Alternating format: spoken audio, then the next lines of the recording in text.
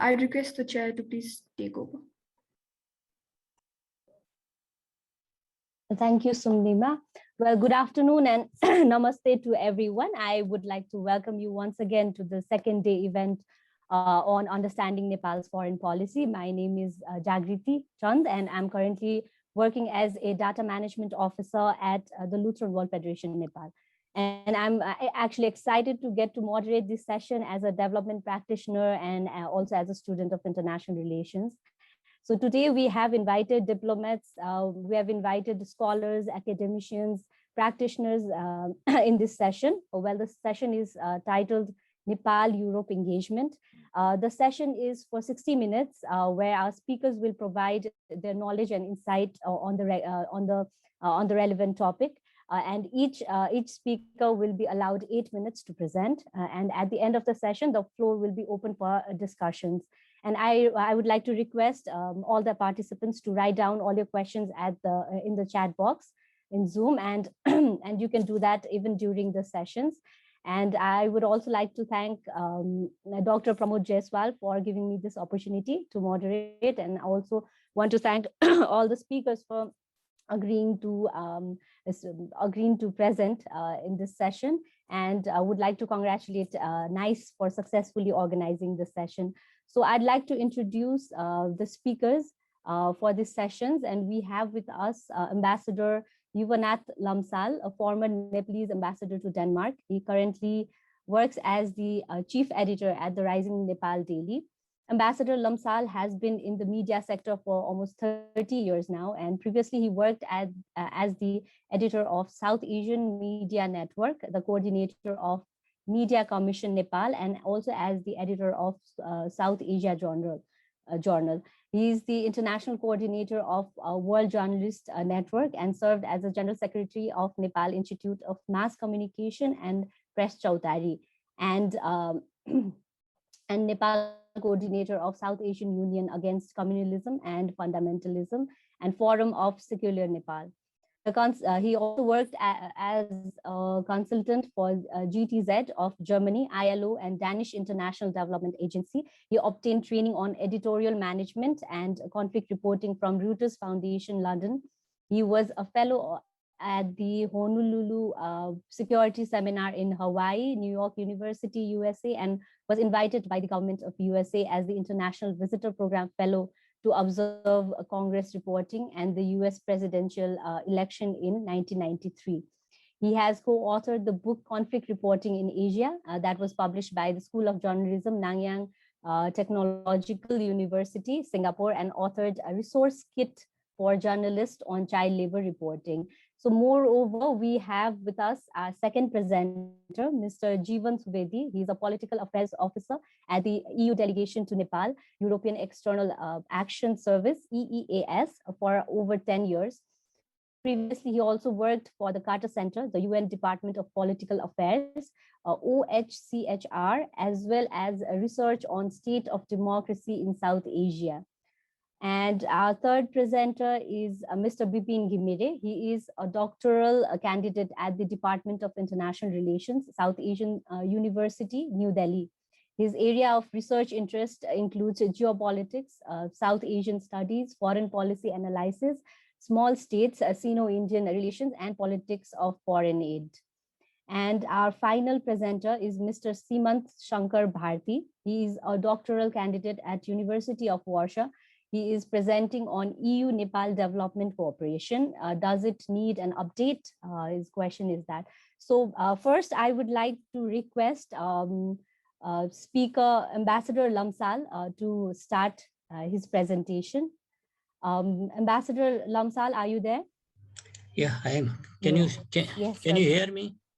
Yes, sir, clearly, sir. So you can take okay. over. You hear me as well as you can see me also. Yes, sir, definitely. Okay. We can see you. Okay, thank you, Jagriti. Thank you very much. And first of all, I would like to thank Mr. Dr. Pramod Jaiswal, who invited me and to this wonderful forum and wonderful interactions. So I really thank him, and I also thank Jagriti for this long introduction and generous introduction about me. I really thank you very much. The topic given to us today for the debate and interaction is Nepal's engagement with Europe. The topic itself is very vast and it's very important and significant. So I doubt I'd be able to do justice to this topic within this the limited time of, I don't know how much you have given me time, but within that time I don't think I'll be able to do justice to this topic given this vastness of the area.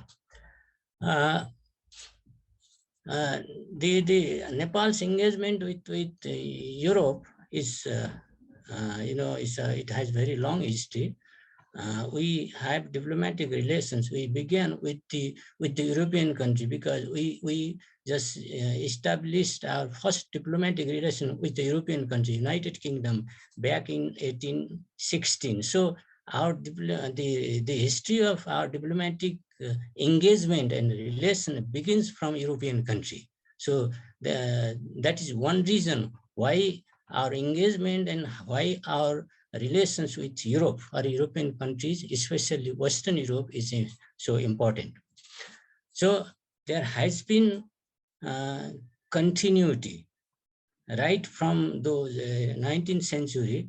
There has been continuity, and there has been no ups and downs in our relations with the engagement with Europe and European countries. Our relations and engagement with Europe is based on our principles, set principles. They are set forth in the constitution of Nepal, which is a non-alignment, and then faith on UN Charter, respecting UN Charter, and our national based on national interest. So the engagement and relations and with Europe, Nepal's engagement with Europe is very important and significant. So let me say a little about the understanding or image of Europe. When we say Europe, a kind of image comes to our mind.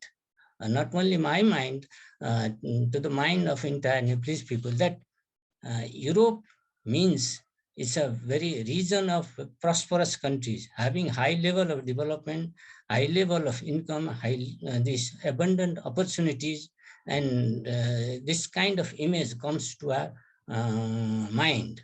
But I think that is to some extent that is true, but not 100% true. The Europe has 44 countries in total, including Western Europe, Eastern Europe, Eurasia, and Russia.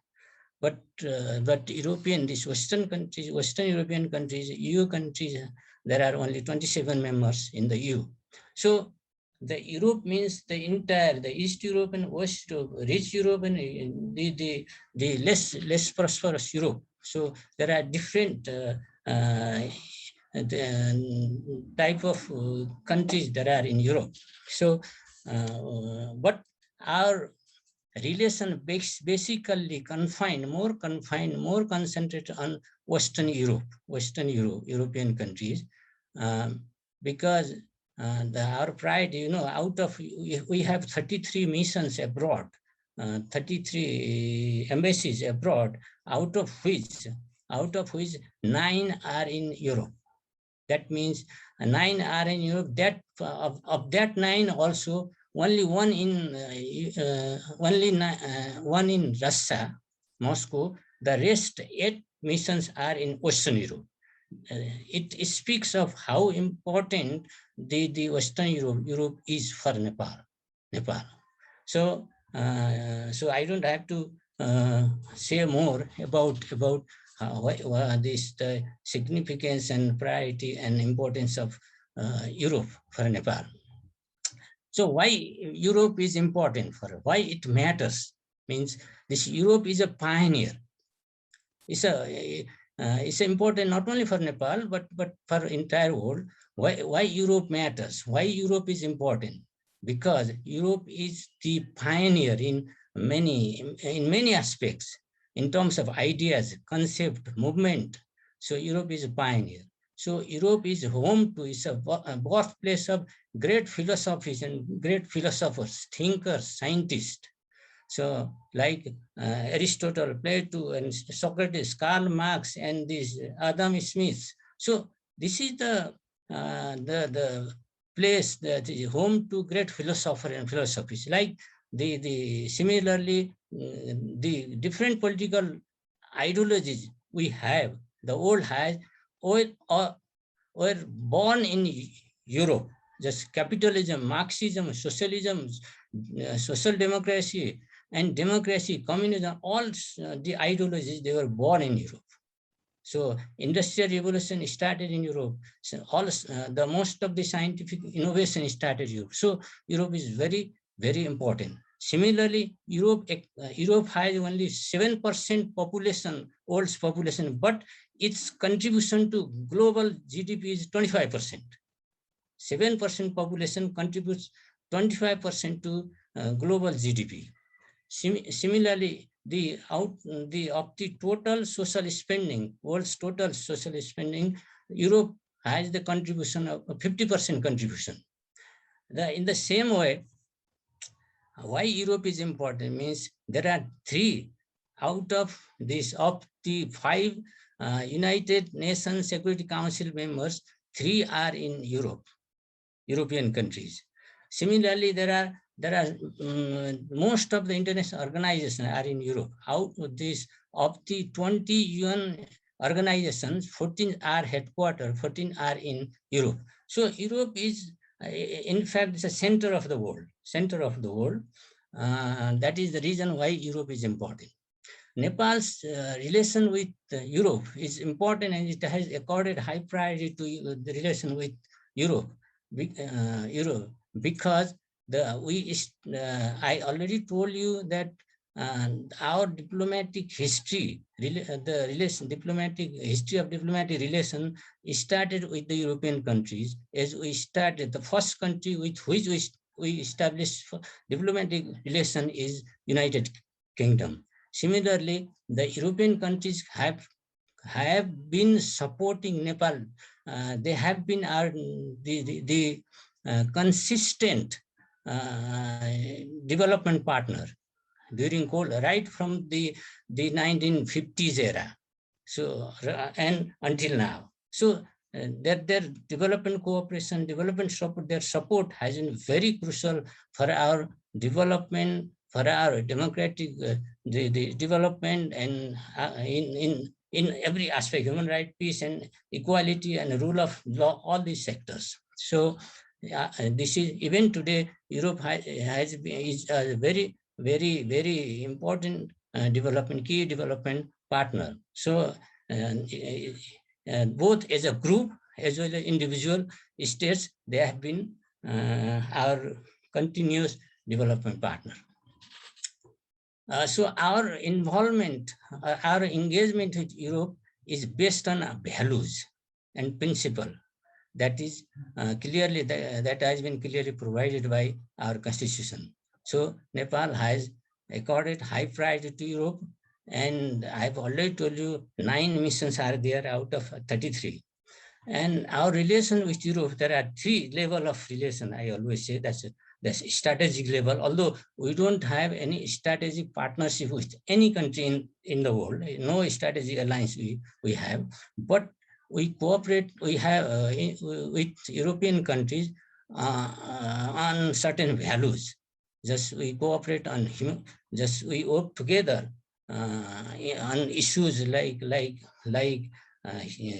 democracy, human rights, peace, development, international cooperation. So on these issues, we cooperate with the European countries in United Nations and several international forums strategically. Similarly, in the political level, we have relations at official level, government level, people's level, business level, at different levels we have political relations. Similarly, economic relations, economic level, we have relations in terms of aid, trade, investment, tourism, technology transfer. So these three category of relations we have with European countries.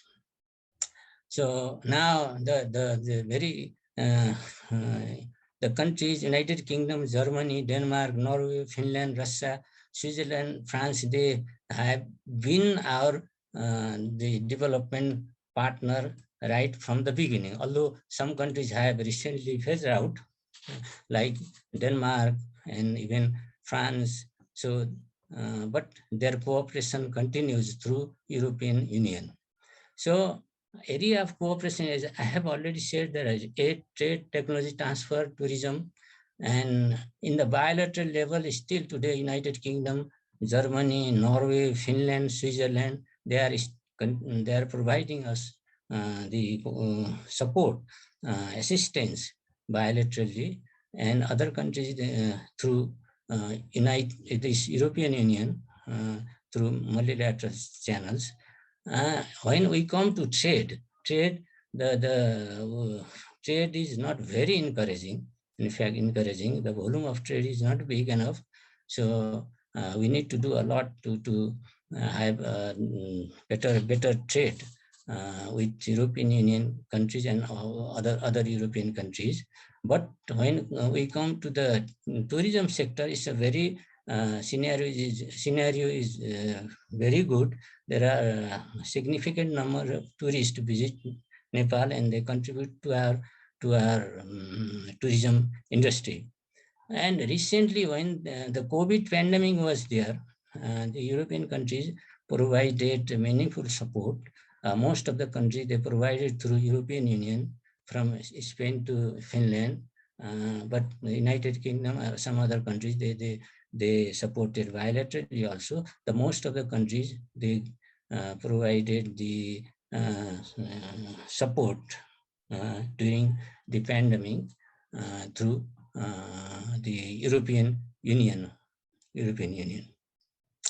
So Europe, because Europe has always been very important country for Nepal, and our engagement is very meaningful. And recently, value-based, we have value-based relations and engagement. And recently, Nepal, since the new constitution was promulgated in 2015, the constitution has visualized our political system is socialism oriented. So different political parties, different individuals have different version, different definitions of socialism, what kind of socialism it is.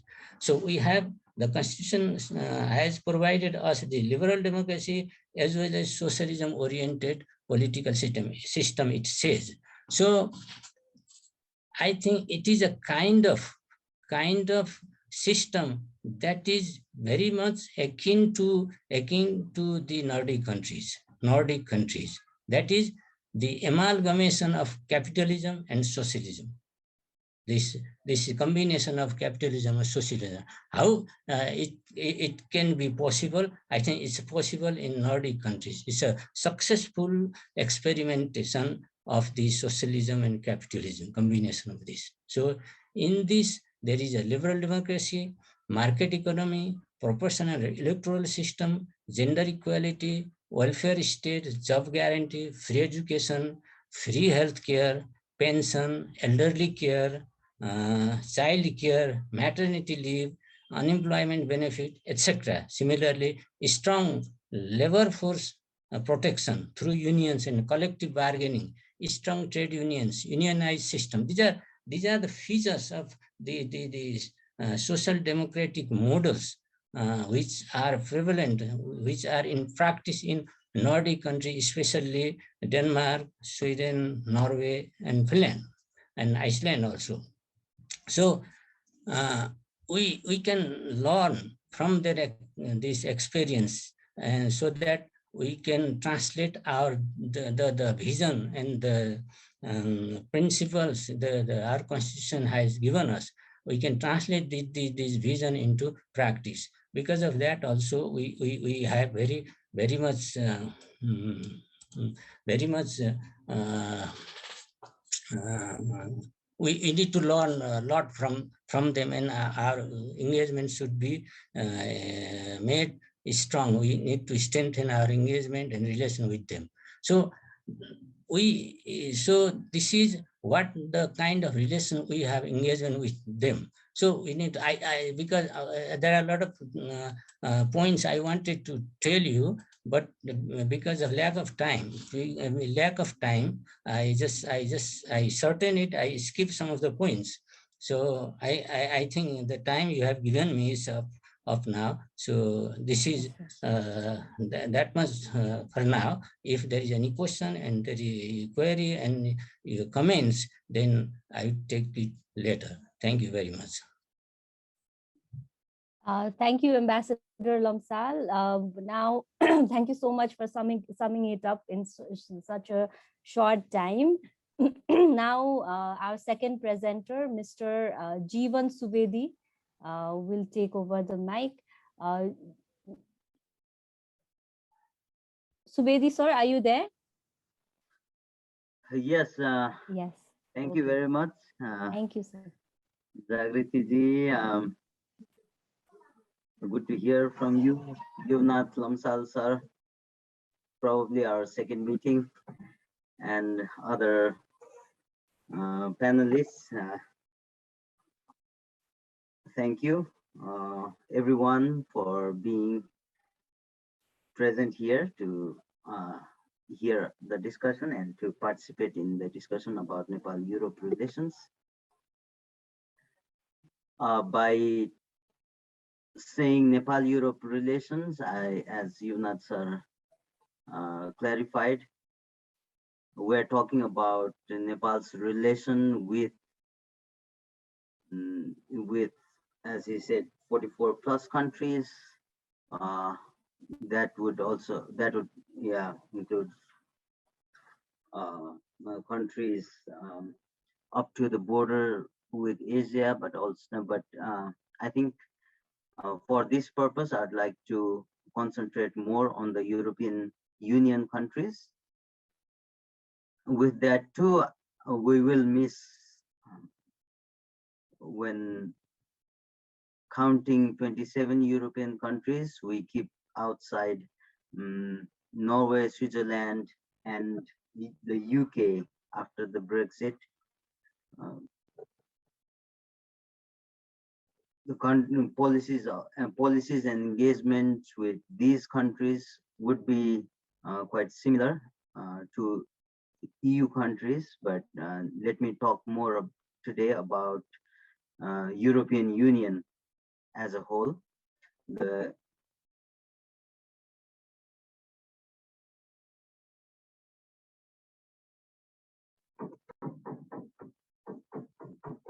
I think this discussion is relevant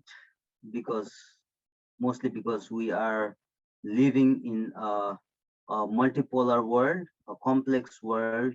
Arguably, I hope many of us agree that this is a multipolar world, and multilateralism is a viable foreign policy option for Nepal as well as for the EU.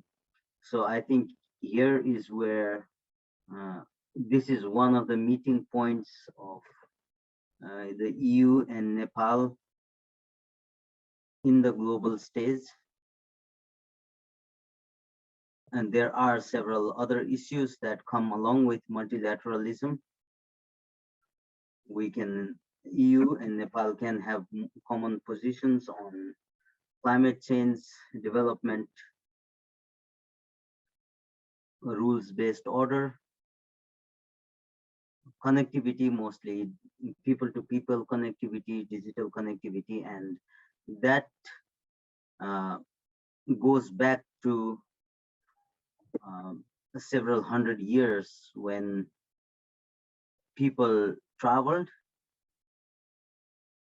and visited each other's countries for trade. It was mostly, I guess, more travel from Europe to Nepal, but it didn't take much longer for Nepalese also to travel to Europe and also to establish trade there. Education, religious exchanges, either way, I think both there was traffic, there has been exchanges on both directions in all these areas. And both EU and Nepal have undergone transformations. EU is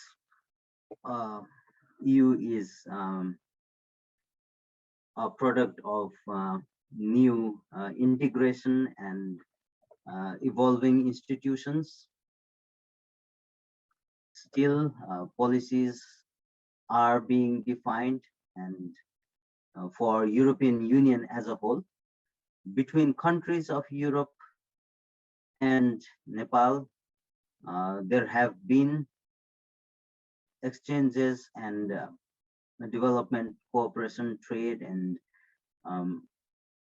political relations. But when it comes to EU as a whole, formal relations between EU as a collective political entity began much later with the establishment of European Union. And before that, let's say in the beginning of the integration process, the first formal relations between Nepal and the EU were established in 1973, but it took long for EU to become a union, a European Union, and currently the European Union has its own representation in Nepal, and Nepal has its diplomatic representation to the EU as well as with other EU member countries and other European countries.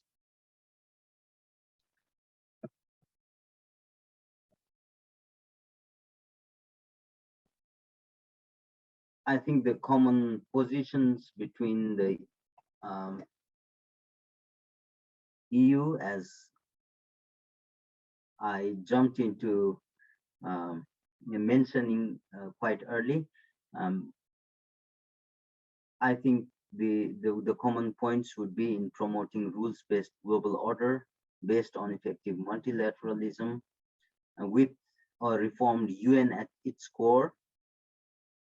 Both EU and Nepal have similar position on that.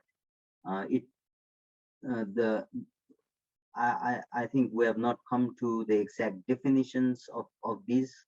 For example, by multilateralism, Nepal would have different priorities and EU would have different priorities, but there is a meeting on the broader meeting point on the broader agenda. Both EU and Nepal have a common interest in addressing climate change, realizing the sustainable development goals,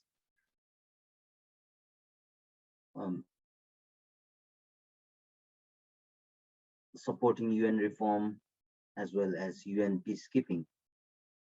And Nepal and EU have annual dialogue or formal dialogue in the form of annual joint commissions, where officials from both sides exchange views on issues of common concern: peace, stability, development, climate, human rights, trade, and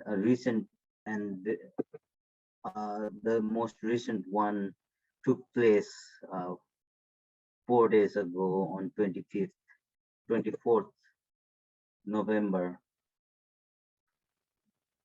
On development cooperation, on the EU side, we in the last few years we went through a programming consultation and programming on our development assistance priorities in EU's relations with Nepal, and for the cycle for this development assistance cycle between 2021 to 2027. The key priority areas are green growth, which would also include agroforestry, green jobs, and energy. Second, human capital development, which also includes education, nutrition, social protection, and decent jobs. And third, good governance, which includes governance, gender equality, and civil society. There is already work of cooperation ongoing between Nepal and EU on these fronts, especially EU's cooperation to Nepal includes several programs that that address or that touch upon these priorities.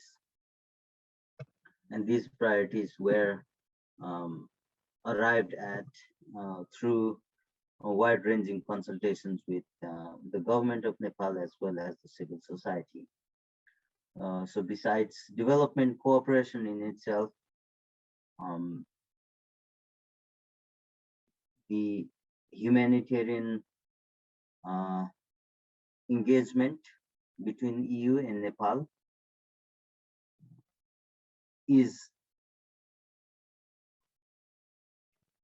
has been running effectively, especially on the EU side.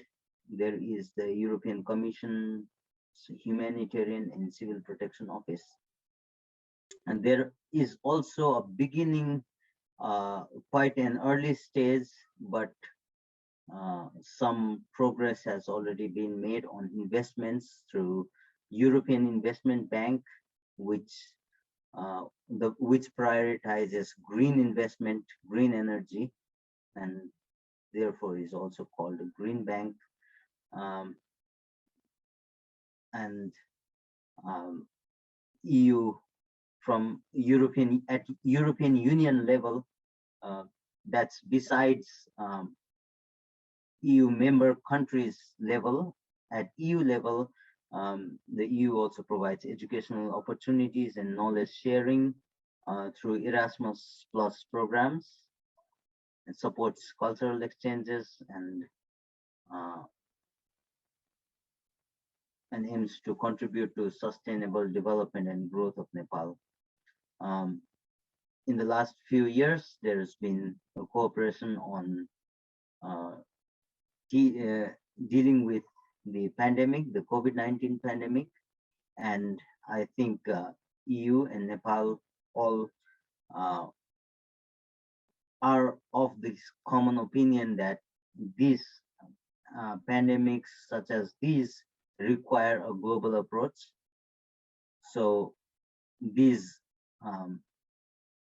pandemic as well as issues of climate change, environment, and new challenges such as cyber crimes, disinformation, new technologies, these all require a global approach. And within the EU, there has been more emphasis recently on Team Europe, European member states working together with EU as Team Europe, which is like the EU, it is another new experiment, but the emphasis on this is all is acting as one Europe to be more focused, and also to have a common approach. On trade, Yunath sir has talked about it. I was only going to repeat what he said, so I'll leave it unsaid. On tourism, Nepal has drawn the imagination and the wanderlust of people around the world, including the European countries. More recently, and it's obvious that Nepal has and will have more and more visitors from the region itself, from China, from India, and other South Asian countries. But I think EU visitors, except for these times such of this pandemic, visits of tourists from the European countries has been consistent, although now at a much lower level compared to close neighbors. But I think the European countries, as they are known globally for norm setting, EU has gained this reputation because it has to set norms for the countries in the Union. It also happens to set norms for globally. So I think even in tourism, as a Nepali, I would like to see the norms set. I think many of us would like to point out to European standards, EU standards, whether it's in pollution or clean energy. I think that is quite common EU standards in vehicle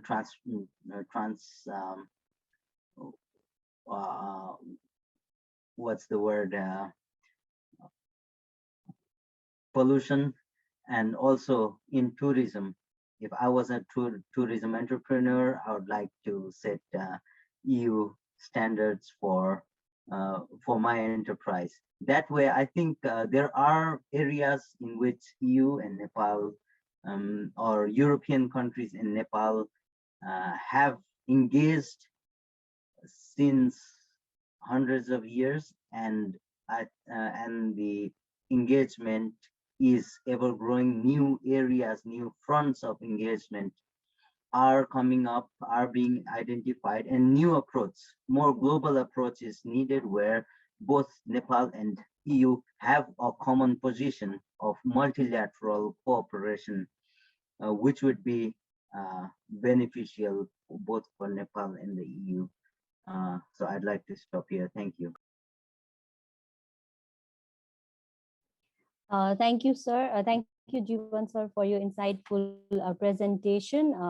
It was more about European Union's engagement in Nepal, such as also in development and humanitarian sector of Nepal, and more than that. So I would like to request our third presenter, Mr. Bipin Ghimire, to present, and his topic for today is going beyond hard politics, Nepal-Europe engagement on democracy and development. Bipin, sir, are you there? Hello, yes, I'm here. Yes. Okay, sir. So you can take over. Thank you so much, Ms. Jagriti, for introducing me, and thank you, Dr. Jaiswal and the team. Yes, discussing about Nepal's relationship with Europe, not specifically with the European Union, as the previous speakers like Nath, Lamsal, and Jiwan Subedi sirs have already talked about the history of Nepal's relationship with Europe. Like yes, our relationship, even the demographical demarcation of Nepal has been so closely intrinsically linked with the relationship with one of the European, let's say, colonizers like British India, and that is a long history, like since when our relationship with Europe started. I'm not going to touch upon that thing, but let me discuss a little bit about during the Cold War time, when Nepal's official engagement with the European countries started in '73. With the European Commissions, and the Nepal started engaging in development cooperation. These relations formally led to the diplomatic relations in 1975. the bilateral pattern of foreign aid that was started in the 1950s was redefined with the creation of Nepal Aid Group in 1976, where many of the Western European countries were the member of it. And then this is the time when the world was divided into two ideological fronts, and there was an ideological conflict between the Cold War blocs. Most of the countries in Nepal Aid Group belong to the capitalistic Western democracies that also included the European democracies, hence promoting democratic norms and preventing Nepal fall into the communist ideological trap. Let's say they call it trap. The communist ideologies was one of the major interests of many of the donor countries, led by United States, but also supported by the European countries. Helping Nepal in the poverty eradication, proper health system, and the opening of the economy was the primary objectives of the donor then during the Cold War time. 1970s, when there was a Sino-American rapprochement in the early 1970s, we can see the declining of the US interest in Nepal, because it started considering China not as a threat to Nepal. And that particular time, let's say the donation, let's say the support, financial support of United States to Nepal has declined drastically, and that gap was filled by the countries in Western Europe, especially France, Germany, and other countries.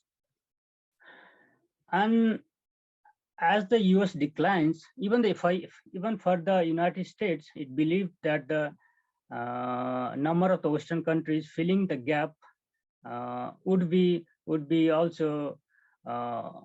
also serve to prevent internal communist uprising through the economic development.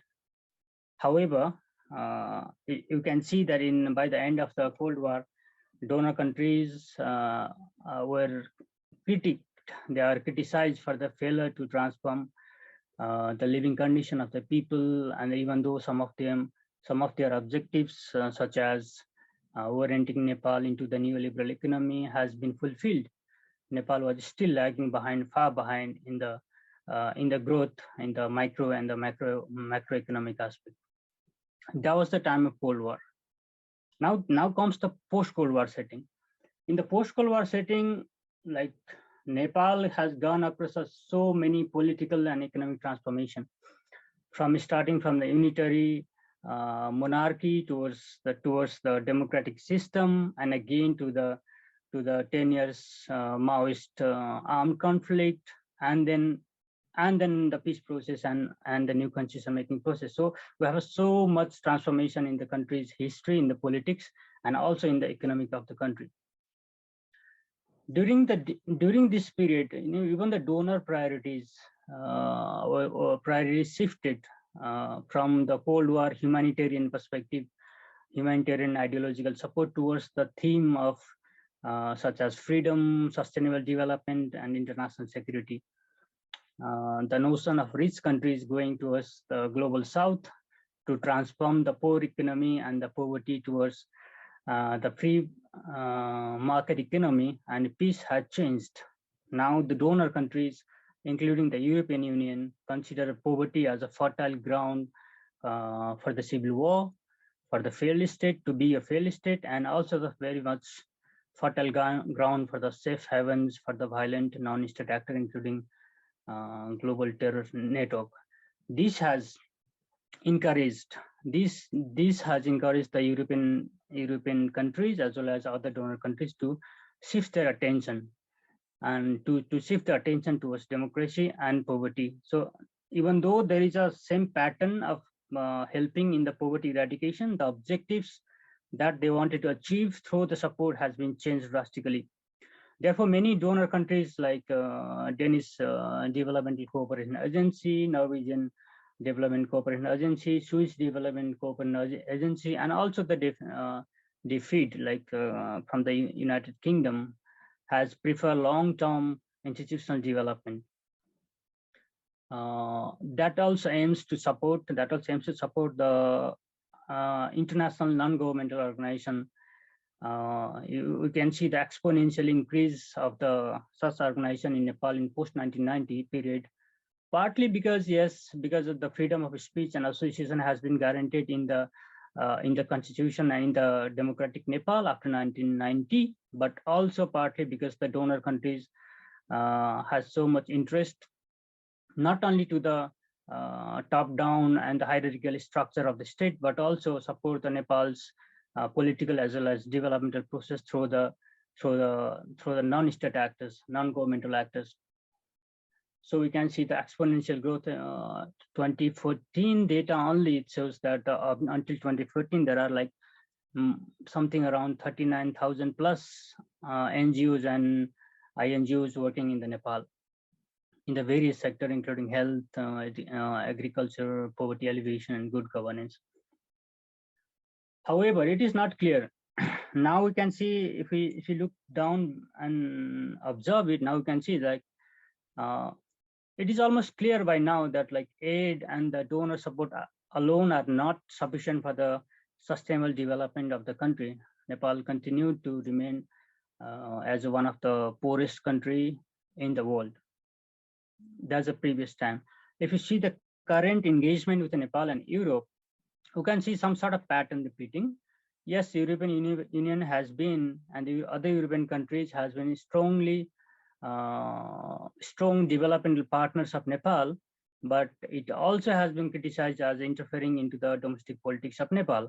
We should not forget that there are some incidents during the democratic peace process, our peace process. In the positive side, yes, European Union has been a strong supporter of democratic peace building in Nepal. Norway's support, we can see Norway's support on peace and reconciliation is extraordinary, and its support to educational sector is also worth remembering. You can see even the Tribhuvan University has a special department of peace and developmental studies, highly supported by the Norway, yes. And similarly, Europe being on the camp of global ideological polarization that has been developing recently, somebody call it Second Cold War and all this thing, but between the Western democracies and China, let's say communism led by China, it is the European Union and the Europe also looking for countries for the political alliance for democracy and sustainable development. It is supporting countries, smaller countries like Nepal and other global southern countries through multilateral approach, and to make sure that such countries still orient their foreign policy towards multilateralism.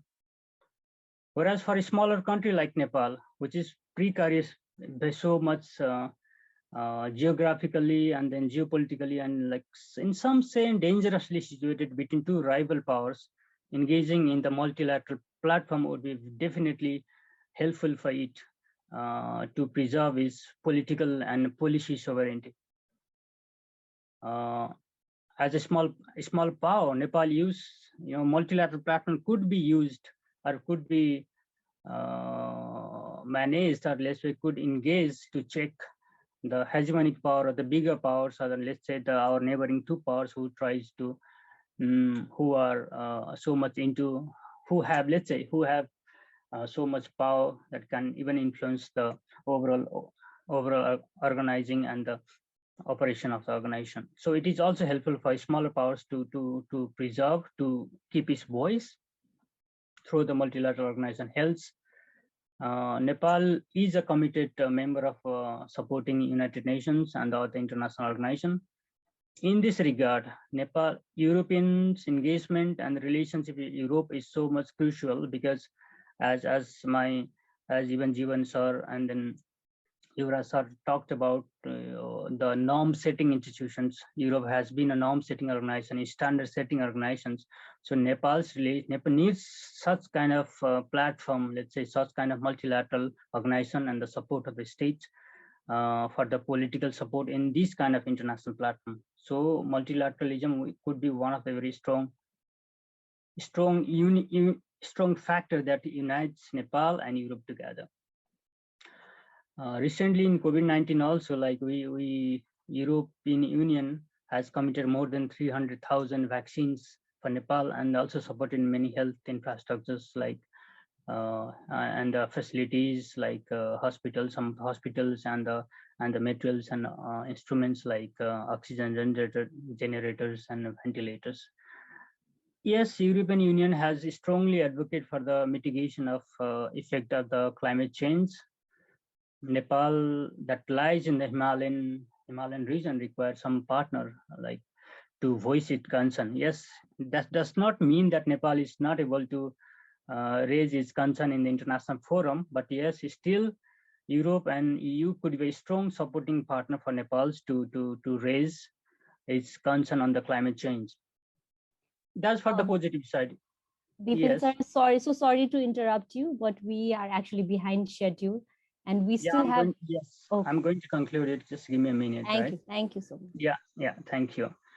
Whereas on the flip side, Europe also being criticized as interfering in some of the decision that has been done by the Nepal's Constitutional Assembly election, like Constitutional Assembly body, like in 2018, Europe, that election observer mission has raised the question of Nepal's proportional representation system, which is being criticized as a direct interference on Nepal's sovereignty and all those things. And also, like, if you remember the airlines issue, like just after the Nepal purchased 6 airlines from China, like immediately within a week or something, Nepal was banned from the European airspace.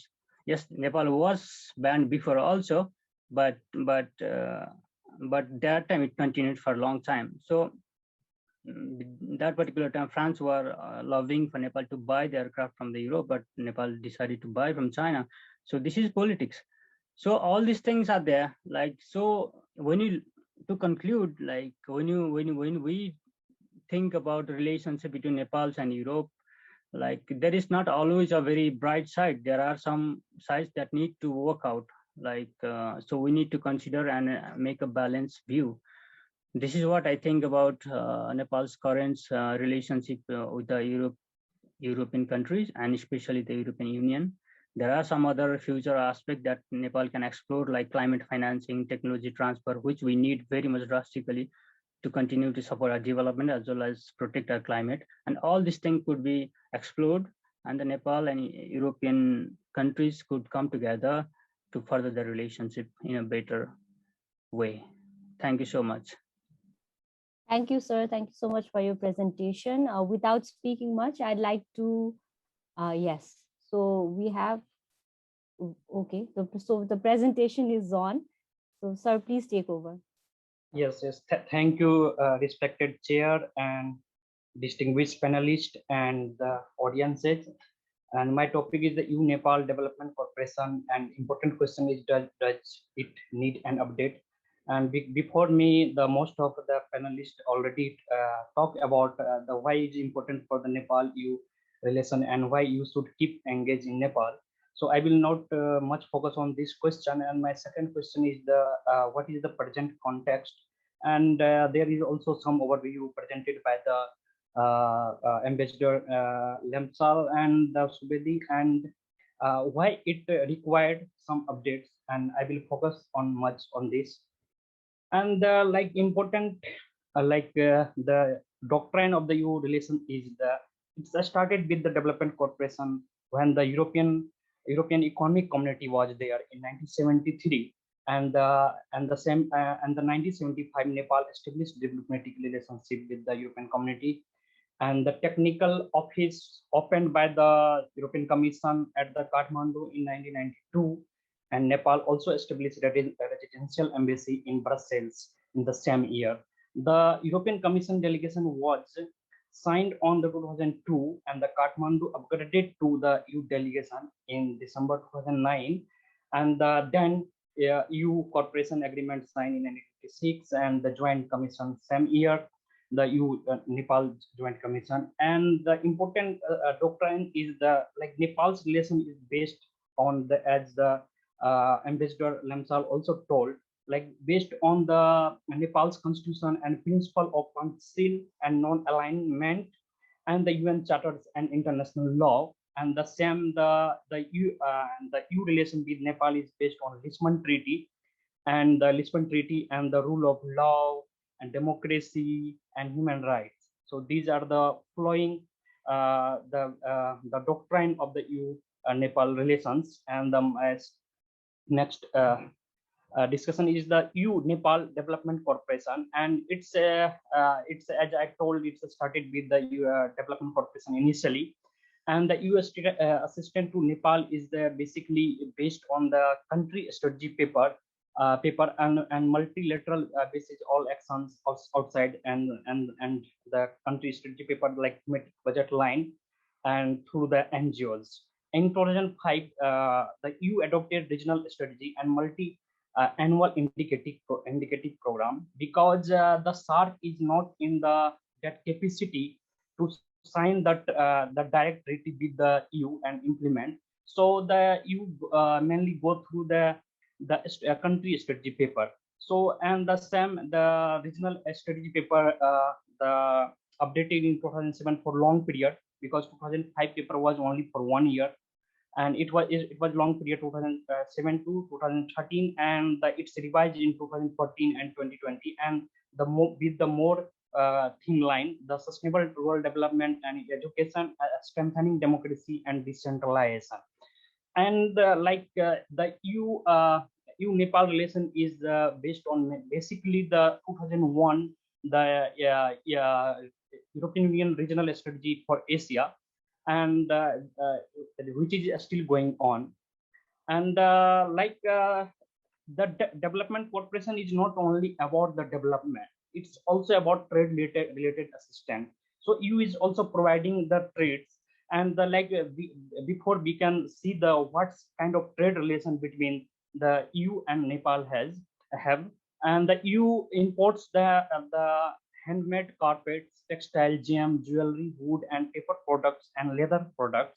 And same time Nepal also import the engineering goods and telecommunication equipment and chemical, minerals and metals and steel agriculture products. And but if see the trade deficit between the EU and Nepal, and as per data available on the Ministry of Foreign website of Nepal, it's 81 million trade deficit between it was in 2019. So what kind of EU assistance is providing to the Nepal is one is everything but arms, and this is EBA trade preference, and it's provide the duty free and quota free facilities, cover all the products except arms related. And the aid of trade, and aid of trade is another important entity of the EU development assistance. So that's provide technical support to help to strengthen Nepal's capacity building and the quality product that could compete in the global market. So and the EU Development Corporation, which is updated in 2005, and based on 5 P's like people, planet, prosperity, peace, and partnership. So these are the major components between these. And Nepal exported the sugar duty free to European Union since 2003, and GSP Plus also entered in 1st January 2014 for all the LDC countries, and the AFT Aid for Trade signed with the Nepal in Kathmandu in June 2014. And as Lamsal sir and also the Mr. Subedi also told about the recent, just 4 days back, the EU-Nepal Joint Commission took place in Kathmandu on 24th November. So mainly they discussed about they will cooperate for pandemic and the repetition of all the 4 commitment to the Nepal. So and the major fact is here, like green resilience is the important, and second is the EU strongly support G20 debt service suspension initiative and the extension of this initiative to support Nepal. So and also 15th periodic plan also adopted and support to inclusive green growth and human capital and development and good governance. So these are the important highlights, and for this, like 240 million euro provided to Nepal, like committed to the provide to Nepal for this initiative to tackle with the post COVID recovery, So, and this report also says, like since the launch of the Erasmus Mundus joint master degree program, till now, the 800 Nepali students benefited to a study on the European universities, and the EU technical support also the civil aviation improved the air safety. So this joint commission stated this. But the important question is you can see on the screen the 2014 to 2020 this is the distribution of the aid like humanitarian, and the most of the is the multi-indicative program 360 million euros, and the EIB investment 190. The European Investment Bank they invested in Nepal, especially in green energy in 191 million euro, and others are also there. So actually Nepal is a small state, and the EU support, even the post conflict, they supporting the decentralized and federal structure. So the question is like a small state, and EU supports decentralization, whether is it like good for Nepal people, because our small state should be more integrated to the center and rather than the decentralization. So, and another is the EU democracy support, mainly support for NGO and CSO. So it should be more based on direct integration with the Nepal administration and bureaucracy. So you itself that like facing in the last previous like many 1 decade the rise of populism, like that's also called the new Nazism in the Europe, especially in Poland and Hungary and Eastern and Central Europe. So the other hand used the promoting democracy. So whether EU is itself facing challenges. So this kind of liberal democracy impose is whether good for Nepal or not. This is a very important question for the today's discussion. And as a development theory says, center periphery disparity. So still like the EU is supporting from since beginning to the Nepal, and there is still the poverty, and there is no much change.